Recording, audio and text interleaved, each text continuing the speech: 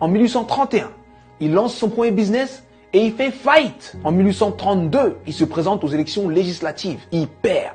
En 1833, il emprunte de nouveau de l'argent pour créer un business qu'il lance et qui fait faillite encore. En 1835, il rencontre une femme merveilleuse, il tombe amoureux d'elle, il se fiance et elle meurt.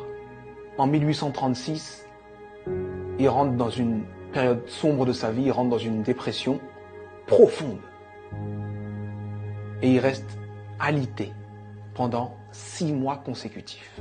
Mais il se relève. Il se relève et cette même année, 1836, il se représente aux élections législatives et il perd de nouveau. En 1840, il se présente pour être électeur. Il perd. Et en 1842, il rencontre la femme avec qui il va finir sa vie, sa femme. Il tombe amoureux, il se fiance, il se marie et elle lui donne 4 enfants.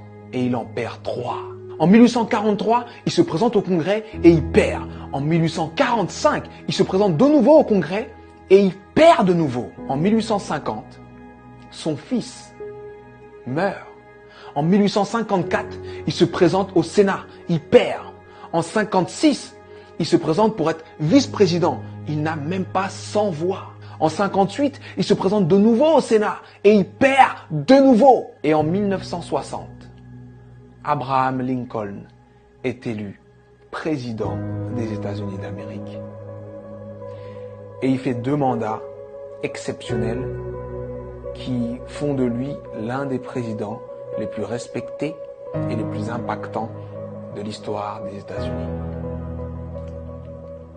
C'était important que je te raconte cette histoire. C'était important que je te raconte cette histoire parce que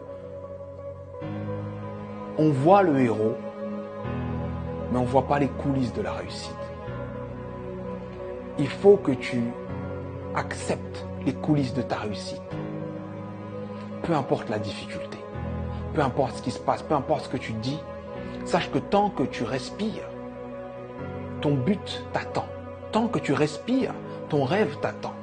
Et je vais te dire une chose que je veux que tu gardes dans ta tête et dans ton cœur le plus longtemps possible et que tu te répètes le plus souvent possible. Les épreuves que tu trouves sur ton parcours sont adaptées à ton potentiel. Les petits potentiels ont de petites épreuves. Les gros potentiels ont de grosses épreuves. On peut tous, dans nos vies, prendre des feuilles, noter les dates des moments les moins drôles de nos vies, les moments les plus difficiles de nos vies, et faire une liste comme celle que je viens de faire pour Abraham Lincoln. Mais sincèrement, je pense que Abraham Lincoln faisait l'inverse. Pour avancer dans les coulisses de la réussite, pour avancer face à toutes ces épreuves, il faut se focaliser sur ce qu'il y a de bon, de positif, et ce qui nous donne envie d'avancer. Donc, je sais que ça peut être dur d'être au cœur de la tourmente, ça peut être dur de perdre des gens, de faire face à l'échec encore et encore et encore. Mais concentre-toi sur ce que tu es en train d'essayer d'accomplir et accomplis-le.